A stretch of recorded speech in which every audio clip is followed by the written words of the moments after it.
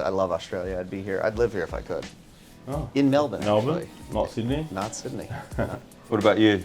I'm a toss-up. I I'm think he's more of a 50-50. Sydney guy. Yeah, I can imagine Sydney is a bit more glamour. Yeah, I think that's a good way to describe it.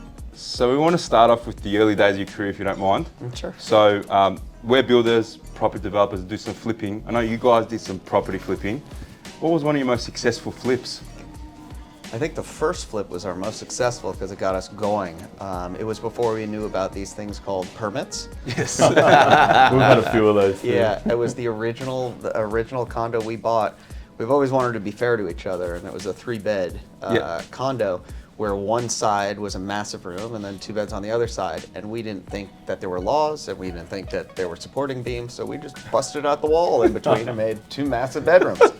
And it worked out very well for us. We ended up cleaning that property up. We're very good with our hands. We went to, I think at the time it was Restoration Hardware, bought a bunch of lights, bought a couple new fixtures, appliances, and almost doubled our money in a very short amount of time. And that sort of started us off. That was probably my favorite to start flip. What do you think? Yeah. And then listen, since then, of course, we've had a lot of success, a lot of learning experiences, of course, some failures along the way as well. But looking back, it's been a fun ride when it comes to flipping properties. We still do it today. To a larger scale. Yeah, definitely a larger scale. We bring in clients, some clients will ask us to go in with them or vice versa. So it's, Matt and I each have probably a half a dozen properties each, just that we're always working on the side or investing, renting out as investment properties or something like that. But, we mainly now obviously focus on selling houses just nonstop. You're not still getting hands-on, are you?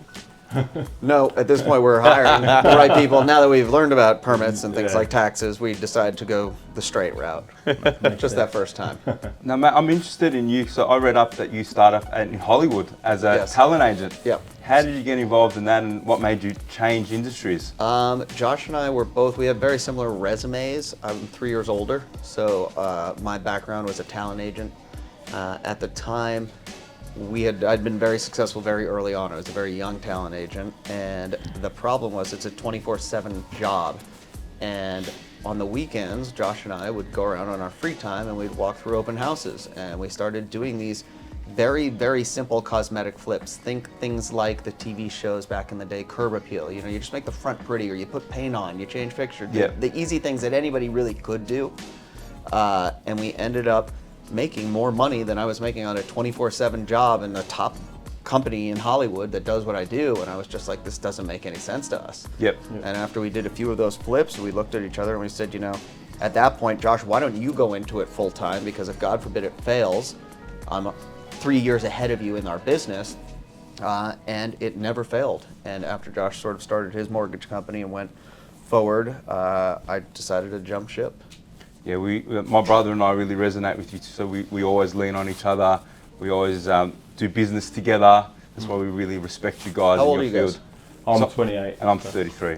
Okay, Nice. cool. Yeah. So Is that your last name? Toak? Yes. Correct. Okay, yes, cool. correct, So correct. that's our construction company, Toak Projects, and we've got a subsidiary company, 11-Time Group, which we do some development groups, so we're developers as well. Are you based mainly in Melbourne? At the moment, we're based only in Melbourne, correct? Unless there's some LA jobs that you're willing to send our way. That's a far flight for a job. Yeah. We've got just a quick brothers quiz, seeing as we're brothers. We've got the 2 brothers here. So who's the first to say sorry after an argument? You have to go with Matt. him. I think Matt, yeah. Matt. I know you guys played NFL early days. Who was the better place kicker? Well, we definitely didn't play NFL. Oh, no, yeah, Yes. But Place we kicker were is on the college way. football. Yeah, we were on the way to the NFL in our minds, and we were trying to get there. But I've I'd heard some have to interviews say you're better, but Matt probably thinks he's better. You know what? I think Matt was better. I think I had more height. Matt We were had more pretty distance. even. I think my last kick in high school, I had the state record, and I think your first kick in high school, you had the state record. I think it was pretty similar the whole State time. record. That's Then we both played college football. Yeah. We were both very, very well-groomed backup kickers. Between both 4-year schedules for both of us, you probably only needed to wash our jerseys one time. And I know you guys obviously work together, but who sold the most real estate between the 2 of you? So it's easy. Again, we are 50-50 on everything we 50-50 on do. everything. With that said, at this point, Josh is taking. Well, that's not fair to say, but I deal with probably the larger deals. Yeah. Okay. But it has nothing to do with anything except the fact that I resonate more with clients who are all about dollars and cents, and Matt resonates more with the clients that need more of the hand holding and the tons of calls throughout the process. So it's like a He's pretty being good humble. yin and yang. At this point, there's no question about it in my mind. He is a better agent than I am at this point. You're a good brother. And I know that I am my parents' favourite, most definitely. Judith and Alan, your parents, who would you say the favourite is? I was definitely growing up because we weren't sure what Josh was going to be able to do, period. I think when he became overly successful, we all sort of think it's pretty even right now, and I definitely think I think it's an even situation. We were blessed in the parent department. Very very lucky to have supportive parents in pushing us to pursue our dreams and go after whatever we felt we wanted to go after. And so that kind of turned us into who we are. So Have you guys fought your lives growing up? We actually shared a bedroom for almost 20 years. So Yeah, and that just started when you were 20 years old, or at what point? Because that's a little awkward. I feel like he's a It's uncomfortable younger for me. version of me. Like he just seems a copycat along the way. But no, we don't fight. Really? No, We fought our lives. I mean, every single day. Wait. until it Let's say that in a different way. Matt beat me up for the first because he's 3 years older, Oh which my is a God. big difference when you're growing up. So until he left for college, and then I started hitting the gym, then it stopped, and now we fight 5 times a day.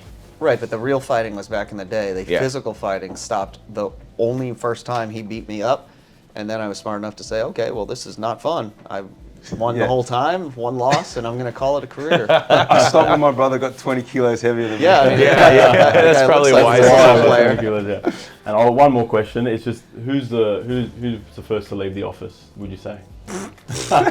And who's always running late? Nobody- we don't run late. We don't run late. Never We don't run late, late. but there's no question about who leaves the office first. No Technically, question. I live a little bit further away, so by law, I would have to leave earlier than Josh. It's just, Yeah. it definitely does not take me. Yeah, the he same lives amount of 7 time. minutes away, so he has to leave 2 hours, two hours earlier. Yeah. No, but it's all good. It's all good. We each have our strengths and weaknesses, and that's why it works. And we're excited to get back to the States after this. It's a long trip for us. Headed to the Middle East after this, but making really good connections, and we're going to meet with some investors out there, and Amazing. keep building the global brand. So we've got 2 of the best real estate agents in the world in the room. So be prudent of us not to ask some real estate questions. For sure. Should we? Who are they? They here? What makes a good real estate agent / business owner? I mean, what makes a good businessman is in real estate, you don't have a boss. You're your own boss, and that's a hard thing for a lot of people because people are used to doing what other people say. So you have as much motivation or as little motivation as possible. The advantage when you have a brother is you don't want to let your brother down. So we both strive to be the best we can be at all times. He definitely motivates me because he's working physically harder than I am. And it makes me feel like a giant Yep. piece of whatever if I don't hold my ground, essentially. And he's also the first one to tell me if I'm not holding my ground to get it together. Hold each other accountable. Yeah, Always hold each for other sure, accountable. for sure. But also at the end of the day, we're obsessed with real estate, probably just like you guys. Yeah. A lot of people say, "How do you do it all the time? Why you never stop? You never stop?" And it's like, I enjoy doing it. You know what I mean? I'm obsessed with it. I love it. It's there's nothing else in the planet I'd rather be doing as far as making money, and so it makes it pretty easy to be 24/7. Because if you don't love it and you're trying to be 24/7, I don't know that that's doable or how long it's doable. Yeah.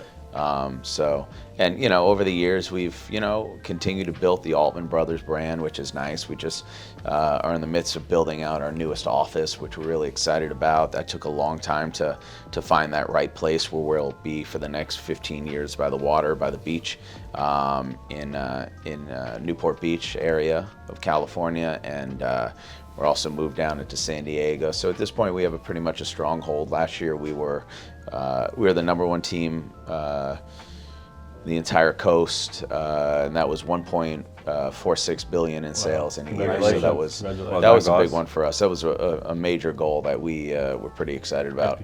Yep. So hopefully we'll be able to hit that again today. This year. Yeah, definitely will. Just wanted to touch base on some property features. So what is it that makes a $1 million listing? What are some of our favorite features of a $1 million listed home? So we we just want to can know, so, look- you know, what, when you see a home and how does it make the show? What really does make a $1 Yeah, million so what is it that listing? makes it a $1 million listing? I mean, originally when we started the show, we were begging people, I think almost paying them to allow us to use their properties. The show's been on now for so many years that the popularity has sort of outgrown everything. And now, whereas it was hard for us to get 13 homes, we only put on about 13 or 14 homes a season. And at this point, I think we have 150 clients that would die to be on the show. Amazing. Just because it plays in 70 countries. And it's not, we don't always look for the biggest, baddest home. It's not always about that, which we've learned over the years from doing things like this. When people say, oh, I love the episode where you did this, it's not always the $50 million house, right? A lot of times it's more about the story, and it can be a $5 million house, for instance. But we do try to, put properties where we, that are interesting, unique, as one of a kind as a property could be, that type of stuff. So people around the world, even here where it plays 70 countries around the world, you guys can watch it and go, wow, that's insane. That's in Los Angeles, and we feel like we're changing the skyline of LA by bringing in all these developers and recreating the hills and everything. On that, what's the most epic feature that you've seen inside a property? The most epic feature. I think you remember when we did that cross house in Bradbury, we went into a house that cost something like $88 million to build, and underground there was a shooting range. That's cool. Wow. That's cool. Listen, long day at the office, honey, I'll be downstairs, and you're just like, it was pretty cool. Wow. That was something interesting. What else? Shooting range is always a cool one. Just crazy indoor, outdoor pools, multi-million-dollar pools, like $5 million pools, stuff like that. Wow. Of course, in Hollywood, you got to have the nice movie theater because that's where movies are made. And so we've seen some crazy movie theaters, indoor basketball courts, indoor casinos, just, crazy stuff. Amazing. So we mentioned earlier, so my brother and I are property developers as well, and we've got a couple of amazing properties about to start, and we've got two of the best guys in the industry to give us some advice. Do you mind if we ask you a few questions and a bit of advice? So yeah, sure, go for it. We're about to start building, and we can make some amendments, but what are some must-have features in an upcoming development that you've got to have in a new home? So you're talking about homes, or you're talking about buildings? New home, correct. In homes, I mean, look, the one thing, you got to realize that the kitchens are always going to be the most important. Big and open spaces, so that you're sitting in a kitchen where you get to see your family. So it's that kitchen living room combo that's the most important. I think dining rooms are now becoming the least important because I don't see people eating in dining rooms often, except for family events. I think when you talk about upstairs, that the biggest mistakes ever made is I can show a $25 million house. If the closets are not big enough, that will kill deals every time. So it's focusing on that primary bedroom and the closets, and then that kitchen and that family area. So those would be essentially what you're saying is keep the women happy. Yeah, well, that's what we're saying in life. It's the last lesson. But I think those are the things that when I see mistakes like that, whether we've seen houses that are $20 million that have smaller closets in a $5 million home, and we're just like, how is that thought process when so many people are so invested get to a point where that's built?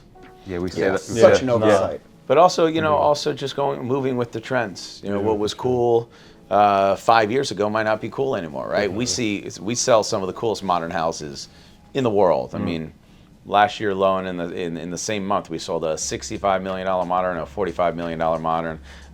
We have another on the market right now for $85 million modern. So these are like very cool moderns. But moderns, knowing that they change more style-wise than any other house in the world, right? Because it's modern now. It's not modern next year. It's not. Modern is state-of-the-art in that minute. Yep. And so understanding moving with the trends where, before it was this shiny modern box was what people wanted. Now it's kind of that earthy tone, warmer modern, because they don't feel like they can live in something like the other one used to be. And so just watching how quickly those change.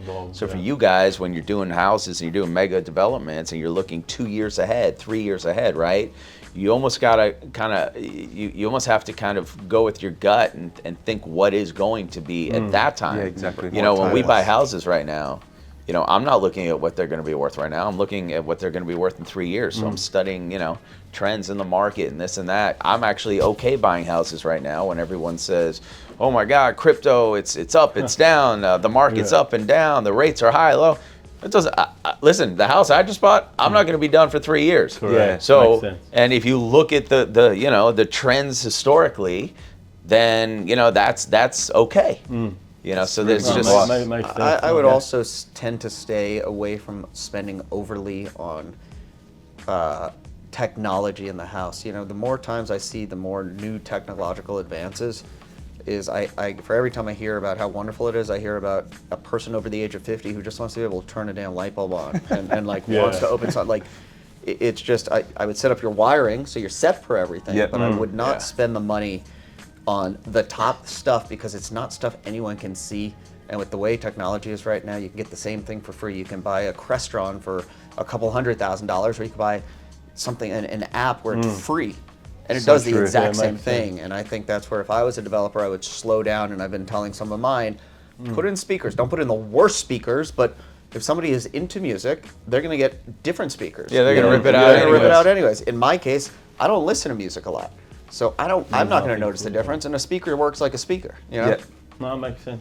Now, we haven't chosen a real estate agent yet. What's the process? What should we be looking for? yeah, in a that's good fine. real We'll estate sign. agent? It's fine. Let's do it. Well, that was our next question. You passed, so we were hoping that the Altman Brothers and the Toak Brothers could partner. Now that we're friends, Yeah, for sure. we could get you guys to sell our developments. How do we make that happen? We could partner. We have partners here in Melbourne that we work with. If you can talk about them if you want, but we have guys that we work with, and Oh, we'll wow. be happy to market it overseas.